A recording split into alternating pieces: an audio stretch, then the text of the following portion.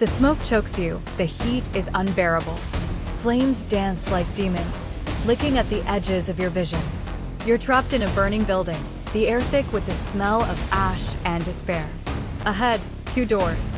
Behind one, the person you cherish most in this world. Behind the other, 5 people you've never met. A single lever controls both locks, but you can only pull it once, opening just one door. The screams are indistinguishable, merging into a horrifying symphony of impending doom. Time is a luxury you do not have.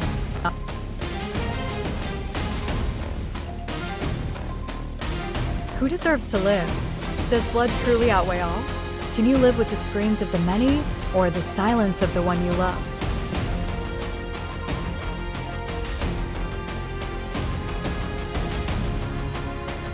Ten, 9, 8, 7, 6, 5, 4, 3, 2, 1. This is the ultimate test of personal attachment versus utilitarian ethics.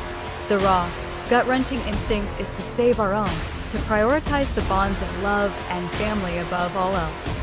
But then, the cold calculus of numbers screams for a different answer. Would society condemn you for saving one life over 5? Would you condemn yourself? The choice here isn't just about who lives, but about the kind of person you are and the impossible weight of a decision that will forever define your soul. There is no right answer, only scars. For generations, they've been the bedrock of your nation, a beacon of hope, integrity, and moral fortitude. Children are named after them, their words etched into monuments, their image on every coin. But then, you unearth it, irrefutable proof of horrific, calculated atrocities committed in their youth, cleverly concealed for decades. The truth would unravel the very fabric of your society, plunging millions into chaos, despair, and violence. To expose them is to burn down the world.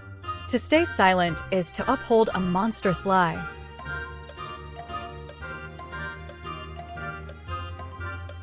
Do you prioritize truth above all else, even if it means utter devastation? Or is a blissful, stable lie a kinder path for humanity?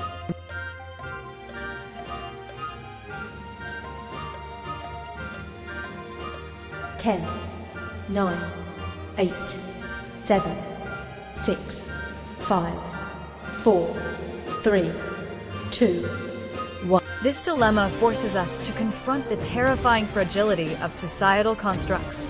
Is collective happiness, even if built on a profound deception, preferable to a truth that brings destruction?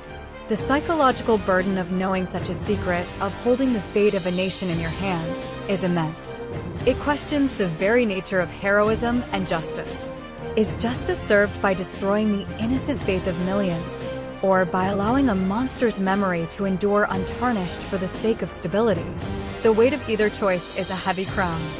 Imagine a world free from cancer, from AIDS, from every agonizing illness that has plagued humanity since time immemorial. A cure, absolute and total, lies within your grasp. It promises an era of unprecedented health and longevity for billions. But the cost is unfathomable. The key ingredient, the catalyst, can only be extracted through a torturous process that will claim the life of one specific, perfectly innocent child, chosen at random. Their suffering is assured, their sacrifice absolute, for the salvation of all others.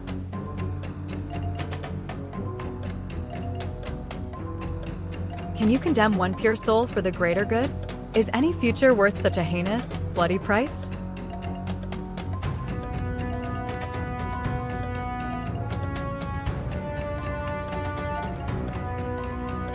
Ten, 9, 8, 7, 6, 5, 4, 3, 2, 1. This is the stark, brutal face of utilitarianism, pushed to its most horrific extreme. The cold logic suggests one life for billions is a justifiable trade. Yet, the moral compass screams in protest. To intentionally cause suffering and death to an innocent, especially a child, shatters fundamental human decency.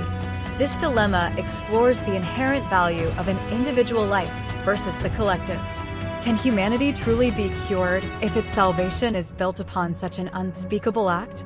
The shadow of this decision would forever stain the future. The hunt has consumed you, years of sleepless nights spent chasing shadows. He's a ghost, a monster, leaving a trail of unspeakable horror in his wake. Now you have him, trapped. But then, an anomaly, a rogue informant offers a deal. Let him take one more life, one final, horrific act, and he'll not only surrender, but he'll expose a vast criminal underworld, reveal the locations of all his previous victims, bringing closure to countless families. If you intervene now, he vanishes and the network thrives on.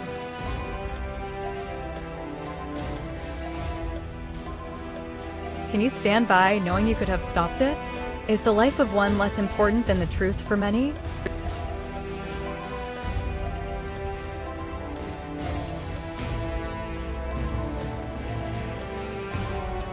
Ten, 9, 8, 7, 6, 5, 4, 3, 2, 1. This dilemma forces a horrifying calculus of pain and justice.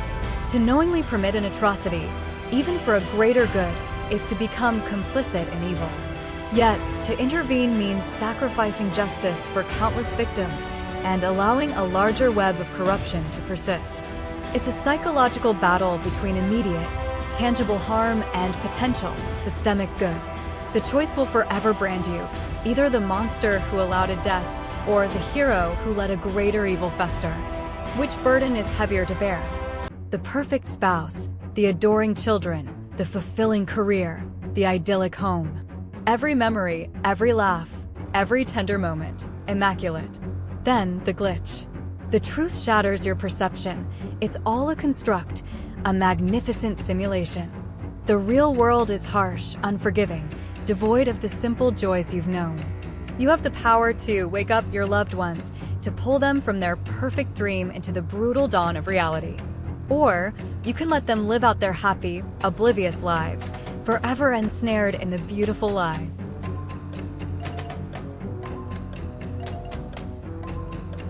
Is ignorance truly bliss? Do they deserve the truth, no matter how painful, or is perfect happiness in a lie more humane?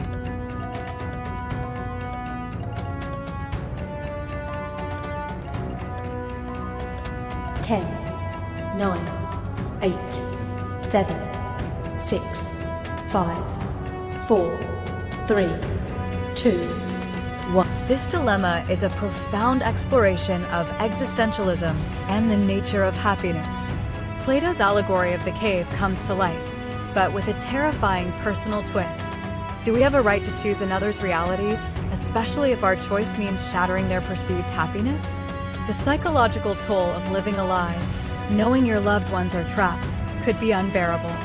But the guilt of ripping away their perfect world, only to expose them to suffering, might be even worse. It forces a terrifying question: what defines a good life, and whose definition matters most?